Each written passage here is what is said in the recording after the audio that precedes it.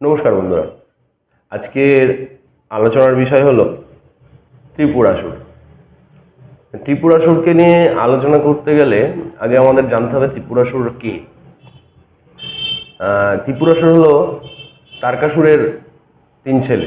ত্রিপুরাসুর কার্তিকের হাতে তোমার তারকাসুর বধ হওয়ার পরে ত্রিপুরাসুরের তারকাসুরের 3 ছেলে ব্রহ্মাণ্ডের এক কোনায় গিয়ে ধ্যান করতে থাকে ব্রহ্মদেবের। বহু বছর পর সেই ধ্যানে সন্তুষ্ট হয়ে ব্রহ্মাদেব যখন দেখা দেন, তখন 3 ভাই অমরত্ব চায়। অমরত্ব দেওয়া কোনো দেবতার পক্ষেই সম্ভব না, কোনো দেবের পক্ষে সম্ভব নয় কাউকে দেওয়া।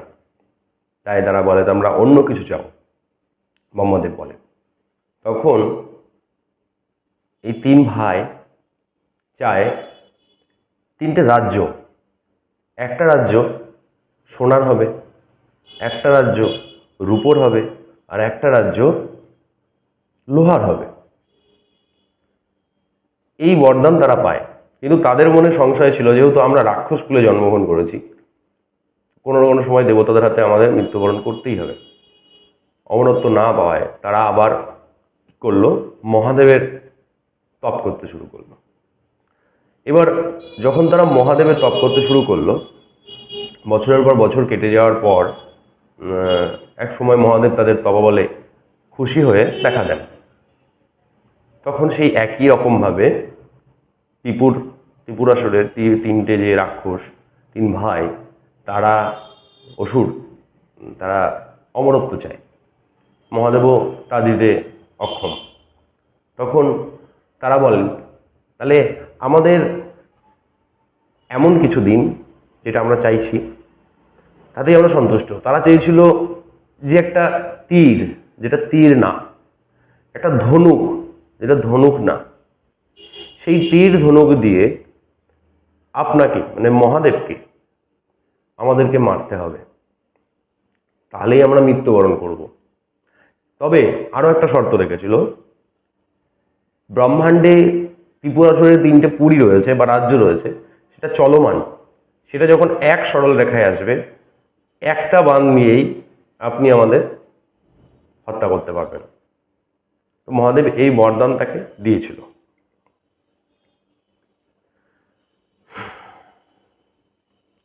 এবার এর সাথে সাথে আরো একটা জিনিস দিয়েছিল, যে রথটার উপরে বসে চালাবে, সেই রথটাও রথ হবে না। এরকম কথিত আছে বা এরকম লিখিত আছে সে পুরাণে। তো ত্রিপুরাসুরের যে ওদের দিনকাল চলে, সারা দিন সর্বক্ষণ দেখা যায় যে শিব ভক্তিতে চলে। প্রতিটা অলিতে গলিতে, 3টে নগরীতেই মহাদেবের পুজো করা হয়, মহাদেবের ভক্তি করা হয়। এদিকে পিছনে চলছে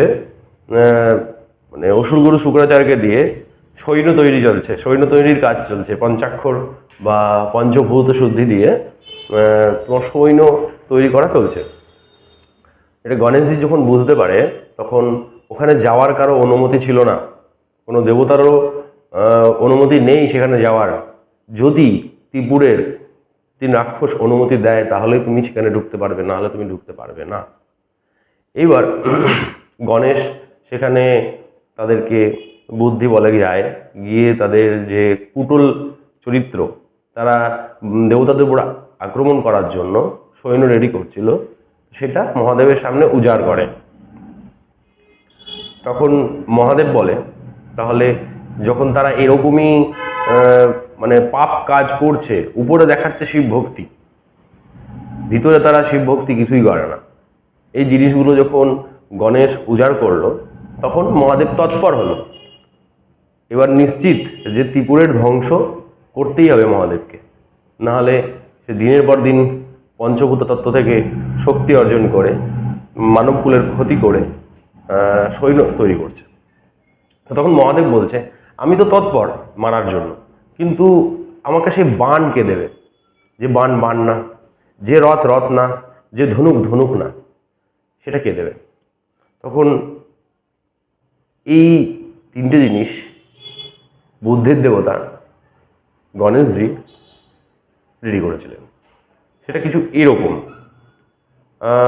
বিশ্বকর্মা মানে দেবশিল্পী বিশ্বকর্মার সাহায্যে নিজেরা রেডি করেছিলেন, সেটা হলো রথের ডান চাকায় সূর্যদেব ও 12 আদিত্য থাকবে, রথের বাঁ চাকায় চন্দ্রদেব ও তার 16 কলা থাকবে, আর তোমার যে অবর সব নক্ষত্র চাকার সাথে থাকবে। সমস্ত ব্রহ্মাণ্ড রথের সামনের দিক হবে।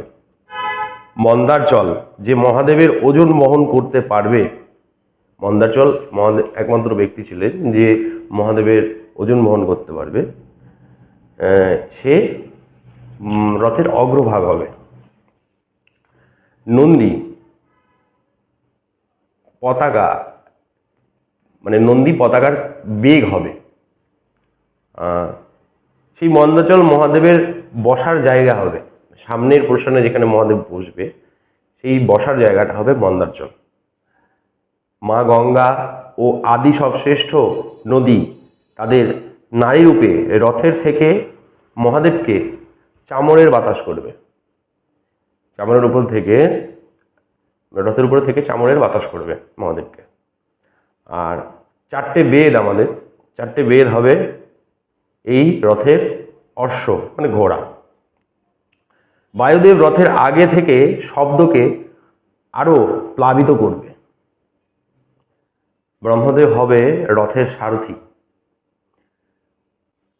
ওমকার উনার চাবুক হবে, আকার উনার ছাতা হবে। ওমকার ওনার চাবুক, আকার ওনার ছাতা। সংবৎসর রথের বেগ হবে। আর ভালো সময় বা তিথি রথের দড়ি। স্বর্গ মানে স্বর্গ তরণ ত্যাগ রথের পতাকা হবে। স্বর্গের যে তরণ থাকে সেই তরণটা ত্যাগ করে রথের পতাকা হবে। কামধেনু আর ঐরাবতের স্ত্রী রথের একদম শেষে থাকবে। আর পঞ্চভূত ওই রথের বল, পঞ্চভূত হবে ওই রথের বল। হিমালয় হবে তার ধনুক। আর শেষ নাগ যিনি নারায়ণের সজ্জা, উনি হবে পাশ বা ওই ধনুকের দড়ি। শ্রীহরি নারায়ণ হবে তার তীর। আর সব অপবিত্রকে মিটানোর দেব অগ্নিদেব, সেই তীরের ধার হবে। এবার রথ তৈরি হয়ে গেল, ধনুক তৈরি হয়ে গেল, তীরও তৈরি হয়ে গেল। এবার মহাদেব যাবে তাদের ধ্বংস করতে। তো মহাদেব রীতিমতো ত্রিপুরের সামনে গেছে, গিয়ে তাদের সাথে যুদ্ধ করে তা তীর চালিয়েও দিয়েছে। এবার তীর চালিয়ে দেওয়ার পরে দেখা যায় যে সে ধ্বংস হয়নি, মহাদেব ফিরে এসছে। তখন মহাদেব ভাবছে যে আমি কি এমন ভুল করেছি, যে আমার কিছু একটা ভুল তো করেছি, সব আয়োজন ঠিক ছিল তার সত্ত্বেও কেন মানে ধ্বংস হলো না ত্রিপুর। তখন এই পার্বতী বলে একটা ভুল তো হয়েছে, মহাদেবেরই একটা ভুল হয়েছে।